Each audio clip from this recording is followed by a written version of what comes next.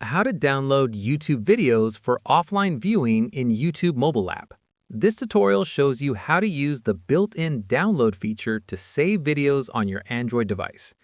First, open the YouTube application on your Android device. Next, find the video you want to download for offline viewing. Following that, tap on the video to open it. Now, look for the download button below the video, between the share and save buttons.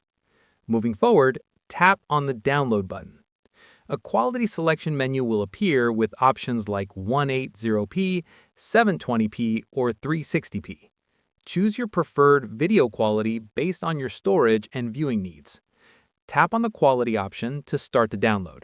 The video will begin downloading and you'll see a progress indicator. Afterwards, once the download completes, you'll see a check mark on the download button. To access your downloaded videos, tap on Library at the bottom of the screen. Tap on Downloads to view all your offline videos.